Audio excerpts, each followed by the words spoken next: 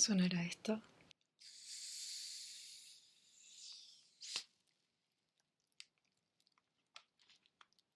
¿Se habrá alcanzado a escuchar?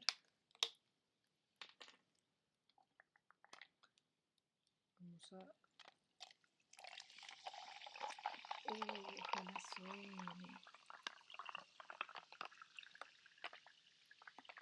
Me encanta el agua con gas. Bam, bam, sube el cielo. Bam, bam, yo te quiero. Esta semana he estado muy pegada con esa canción de Upa, Upa, Upa, un grupo chileno. Y la canción se llama La Bamba. La Bamba. No me acuerdo por qué partí con esto, pero bueno. Hola, hola, hola, hola, hola, hola a ti. Personita, personita, personita, personita que clicó en este video de ASMR. Hoy día me compré esta plumita de Paisan, Paisan, Paisan, Paisan, Paisan. Yo la amé. Me gusta mucho, mucho, mucho. Me gusta mucho el café. Es color café. No sé si se alcanza a distinguir en la cámara. He notado viendo mis videos que soy muy repetitiva. No sé si eso les agrade, que sea tan repetitiva con las cosas. Así como bravo, bravísimo, bravo, bravísimo, bravo, bravísimo, bravo, bravísimo. ¿Les agrada? ¿No les agrada? Háganmelo saber. También coméntenme si les gustó mi plumita. Coquetona, emplumada, emporifollada estamos hoy día. Mi reina, mi rey. Pero no es a lo que vinimos. Venimos a leer otro cuento. Otro cuento. Tengo la lengua trabada. Será un buen momento para grabar. Tiene que serlo porque ya hice todo el... ¿cómo se llama esto? El setting. Hoy vengo a leer de una manera que no me gusta tanto, que es en el teléfono. Lamentablemente no tengo el libro en físico. Es un libro de Mariana Enríquez, que es Los peligros de fumar en la cama, si mal no recuerdo. Es que tiene dos que son muy parecidos en el título. Tiene sonido, Jesucristo. Vamos a sacárselo. Ahí está. Es el libro Los peligros de fumar en la cama. Lo tengo en EPUB. Lo van a ver al revés porque yo no doy vuelta el videito. Y este cuento es... me atrevería a decir que mi favorito. Y se titula... es el número 7, el número 7 de este libro. Y se llama ¿Dónde estás, corazón? Es una temática un poco subida de tono. Por eso que el angelito tiene los ojos cerrados. Porque no sé si igual va a escucharlo todo. Pero bueno, sin más vueltas, empezamos. Vamos a tomar agüita antes.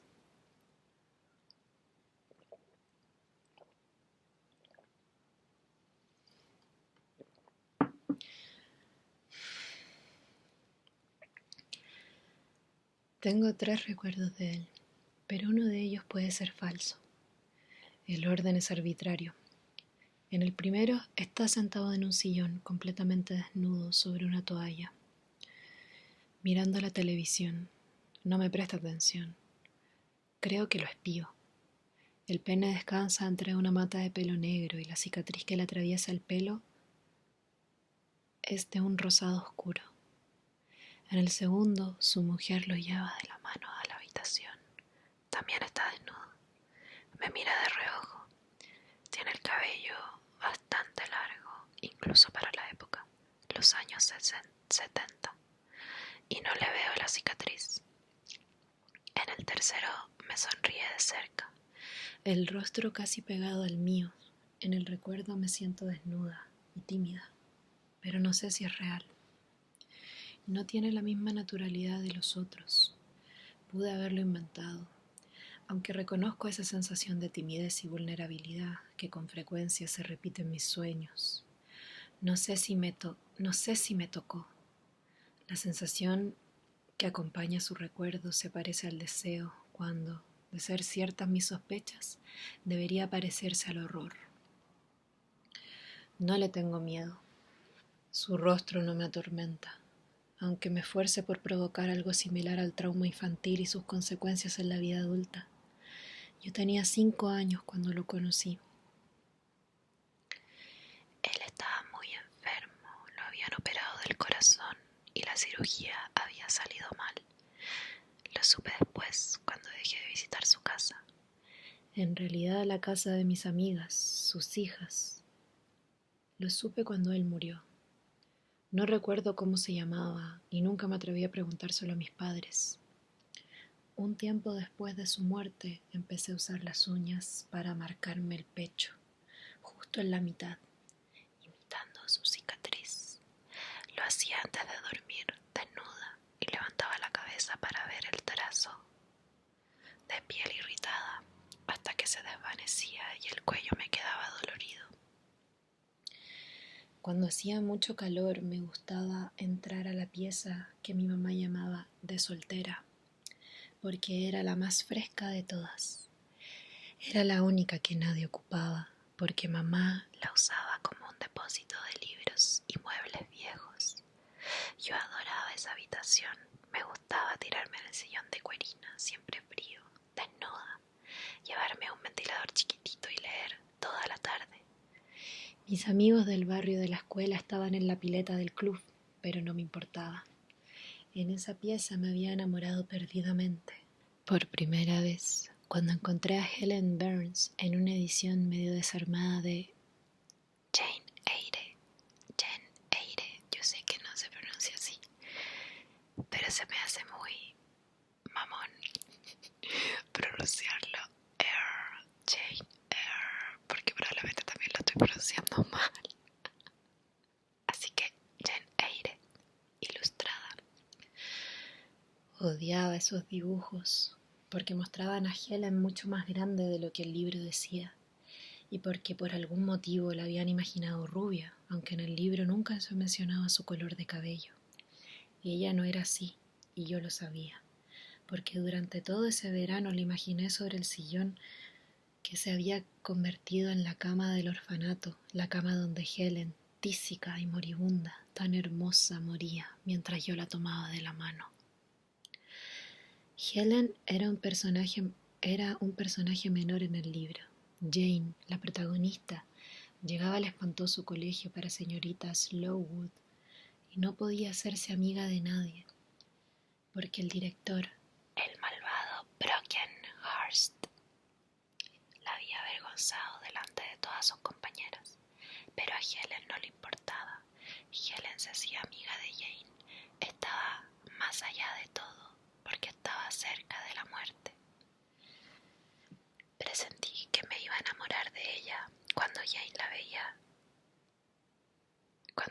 veía por primera vez en el patio, leyendo ese libro de nombre tan extraño. Rasselas. Un capítulo más y Helen estaba muerta. Desatada una epidemia de tifus en el colegio, Helen sufría una recaída de su tuberculosis y la trasladaban a una habitación del primer piso. Jane iba a visitarla una noche. Esa última noche, Helen y Jane dormían juntas. Hoy, cuando recuerdo ese capítulo, porque no me hace falta releerlo, lo recuerdo de memoria. Me doy cuenta de todo. Cuando Jane entra en la cama de la moribunda y Helen le dice: ¿tienes calor, mi vida? Mi vida. Mi vida. Era una escena de amor. Cuando Jane despertaba, su amiga Helen estaba muerta. Ese capítulo, todas las noches, todas, Yo me acostaba y abrazaba la almohada fingiendo que era Helen, pero no me dormía. Como la imbécil de Jane. No, la miraba morir, le tomaba la mano y ella que moría con su mirada gris fija en mis ojos y respiración entrecortada me permitía ver algo de ese otro lugar, a donde se iba para siempre. Pronto me di cuenta de que mi fantasía era impracticable. Cuando tenía 14 años, una amiga dijo compungida: ¿Sabes de lo que me enteré? ¿Te acordás del hermano de Mara? Mara era una ex compañera que se había cambiado de colegio. Sí. Bueno, descubrieron que tiene un tumor entre el corazón y los pulmones y no lo pueden operar y se va a morir. Una semana después le estaba sugiriendo a mi amiga que visitáramos a Mara. Quería conocer a su hermano moribundo, porque sospechaba que podía enamorarme de él. Pero cuando lo conocí, el chico parecía adecuadamente enfermo, pero no me gustó. Por esa época vivía confusa y llegué a una conclusión que me dejó con la conciencia tranquila. No me gustaban los enfermos reales, por lo tanto no era una depravada. Pensar así no me salvó de la obsesión. Durante todo un año gasté el dinero que me daba mi mamá en carísimos libros de medicina, mientras mis amigos lo gastaban en drogas. Nada me daba tanta felicidad como esos libros. Todos esos eufemismos de la muerte, todas esas palabras médicas hermosas que no significan nada, esa jerga dura, eso era pornografía.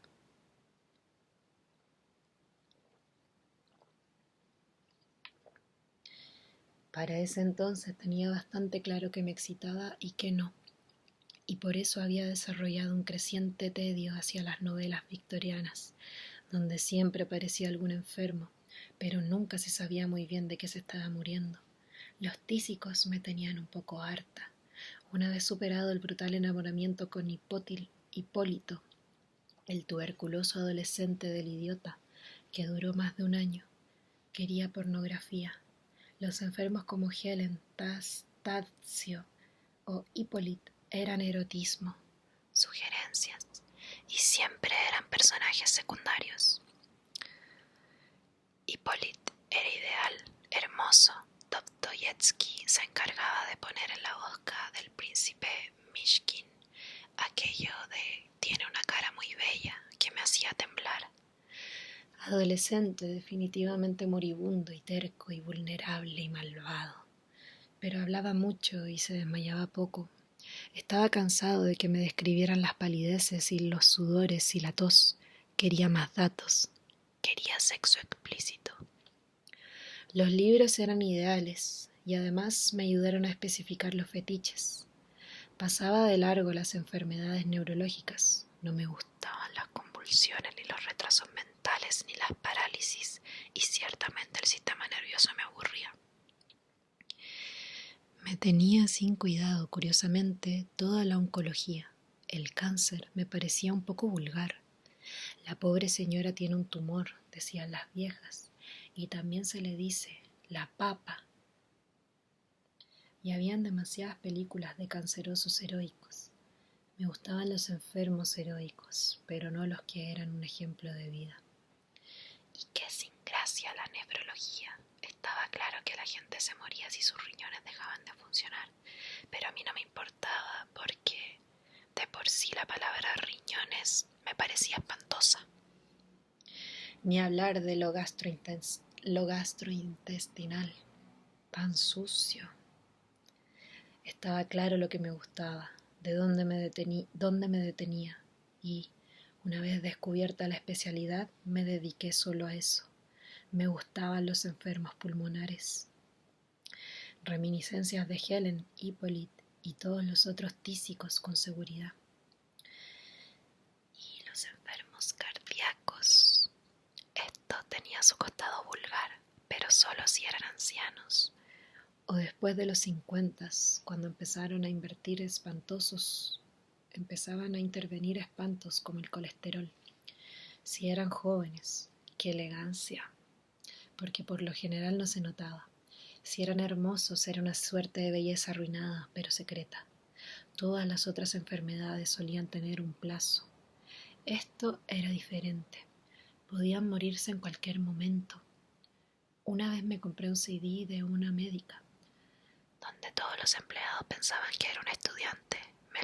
Me había encargado de hacérselo saber, precavida, que se llamaba Ruidos Cardíacos. Nada me había dado antes tanta felicidad.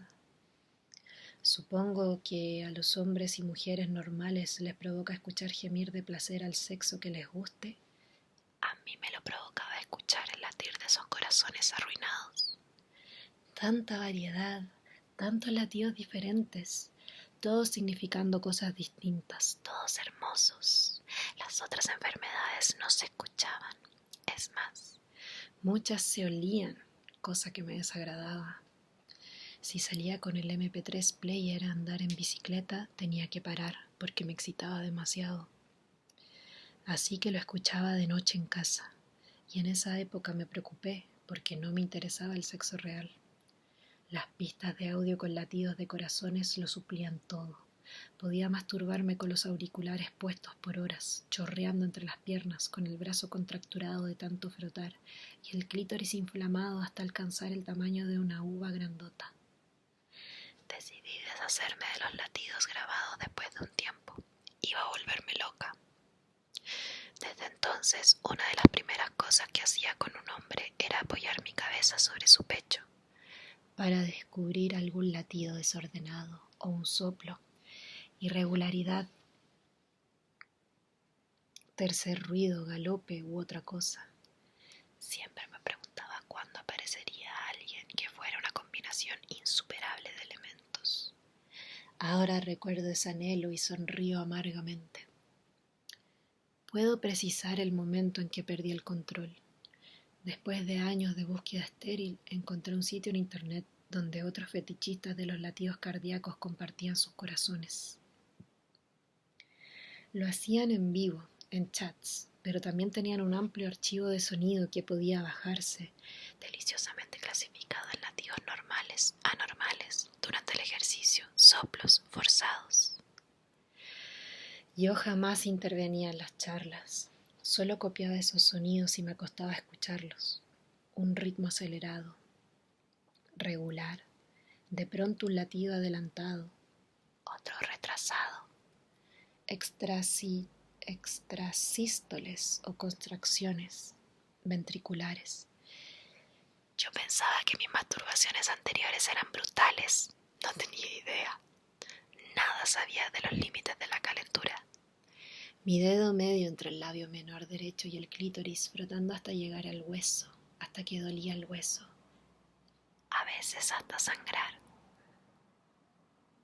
Y los orgasmos llegaban uno tras otro, implacables, enormes, durante horas. Las sábanas húmedas, la transpiración chorreando entre los pechos, la piel siempre erizada, y sentir el clítoris hinchado, glorioso, y las contracciones de la vagina y el útero. Taquicardias supraventriculares, el hermoso soplo de la estenosis aórtica, los latidos desordenados provocados por las hiperventilaciones o maniobras de Valsalva, cosas a las que solo se atrevían los valientes. A veces, un corazón escondido latiendo apenas, audible y enloquecido detrás de las costillas, un sonido que se lograba conteniendo la respiración, y cuando al fin llegaba el oxígeno de vuelta, ese corazón se sacudía como si viviera dentro de una lata de tomates, desconcertado, a veces demasiado lento, como si estuviera a punto de detenerse. Yo no atendía el teléfono, llegaba tarde a todas partes, solo paraba cuando el dolor de la vulva irritada, lastimada a veces, me quitaba el placer. A oscuras con los auriculares y en los corazones, esa era mi vida. Nunca más sexo con personas. ¿Para qué? Hasta que aislé uno de los corazones. Su latido no fallaba jamás. Lo distinguía a la perfección, aún sin conocer al autor, que llevaba el nombre de HCM1. Las grabaciones eran siempre muy claras y los latidos siempre distintos y peligrosos, en fibrilación auricular, en taquicardias larguísimas, en ritmo de galope. Era un varón. Se escuchaban sus respiraciones a veces y vestigios de su voz cuando descubrí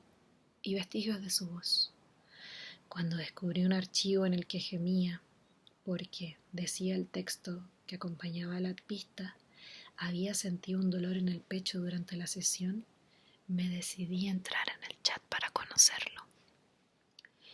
Fue esquivo durante un tiempo demasiado largo para mí, pero supongo que objetivamente corto.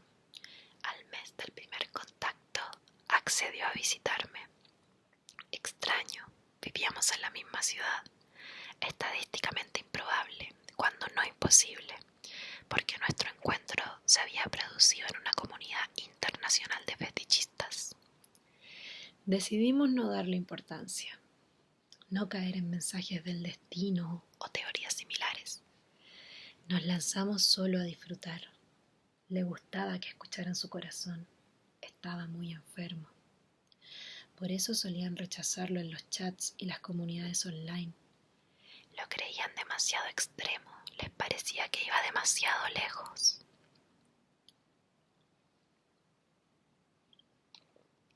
Desbarataba la idea de juego y placer. Pronto ambos, abandonábamos la vida virtual y nos encerrábamos en mi habitación. Con un equipo de grabación, un estetoscopio, medicamentos y sustancias que le ayudaban a cambiar su ritmo cardíaco. Los dos sabíamos cuál podía ser el final y no nos importaba. Tenía el cabello tan oscuro como el hombre que yo había conocido en mi infancia y la misma sonrisa, pero tenía 3 cicatrices, no una. Le abrían el esternón en canal. Un observador casual hubiera visto solo una, pero yo la distinguía.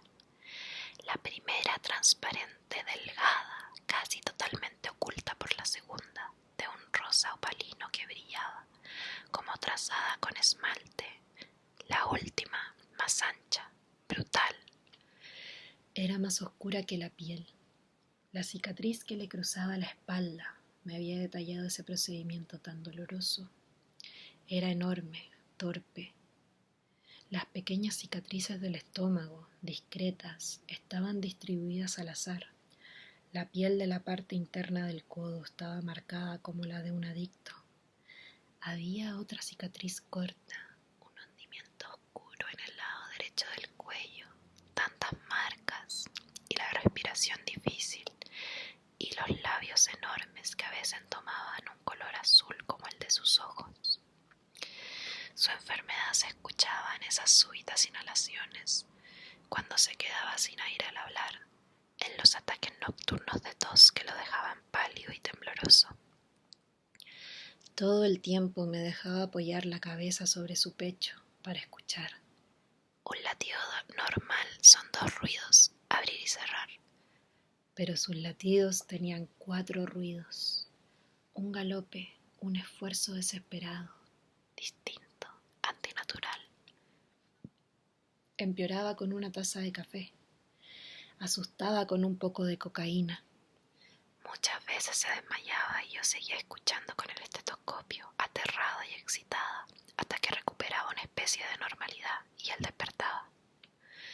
Yo podía pasar horas sobre su pecho y después, emocionada, lo besaba.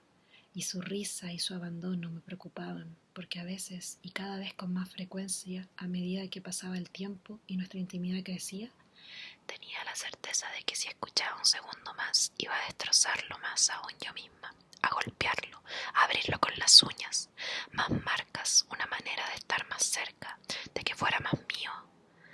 Tenía que contener ese deseo, esas ganas de saciarme, de abrirlo, de jugar con sus órganos como trofeos escondidos, al punto de que me imponía pequeños castigos: no comer en todo un día, no dormir por 62 horas, caminar hasta calambrarme las piernas. Pequeños rituales como si fuera una chica que le deseó la muerte a su madre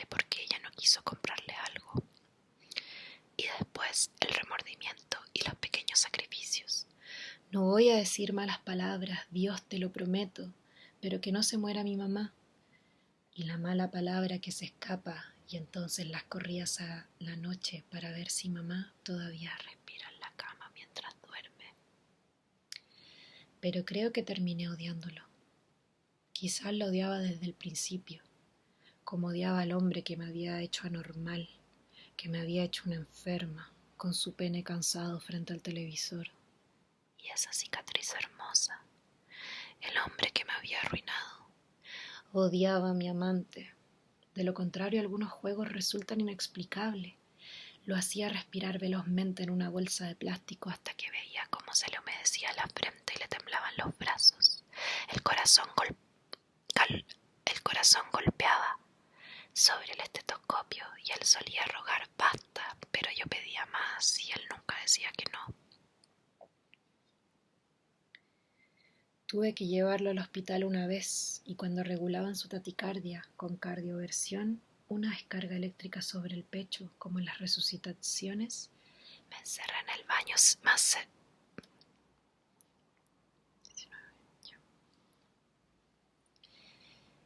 El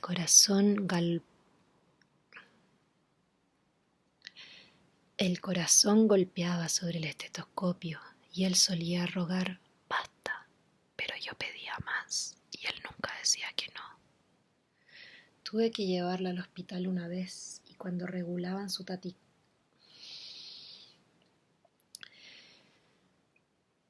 el corazón golpeaba sobre el estetoscopio y él solía rogar basta, pero yo pedía más y él nunca decía que no.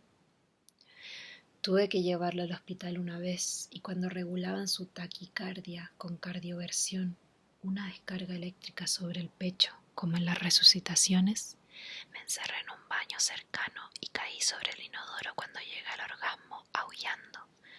Le compraba poppers, cocaína, tranquilizantes, alcohol. Cada sustancia causaba un efecto diferente y él se dejaba. Nunca reclamaba, apenas hablaba.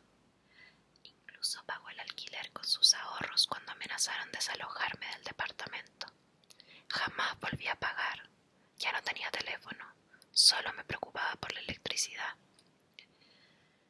Para que la grabadora funcionara, para que yo pudiera volver a escuchar mis experimentos cuando él estaba demasiado agotado, casi inconsciente. Ni siquiera protestó cuando le dije que estaba aburrida, que quería verlo, apoyar mi mano sobre el corazón despojado de costillas, de jaulas, tenerlo en la mano latiendo hasta que se detuviera, sentir las válvulas desesperadas en un abrir y cerrar a la intemperie. Solo dijo que él también estaba cansado y que íbamos a necesitar una sierra. Ese fue ¿Dónde estás, corazón? De Mariana Enríquez. Mariana Enríquez. Para mi gusto este es un cuento erótico. No sé qué opinan ustedes. Bastante enfermo por lo demás. Pero me encanta. Encuentro que es genial como está escrito. Este fue un cuento algo distinto. Espero les haya gustado. Y me encantaría traer más cosas de Mariana Enríquez. Díganme si les gustó, qué opinan en general,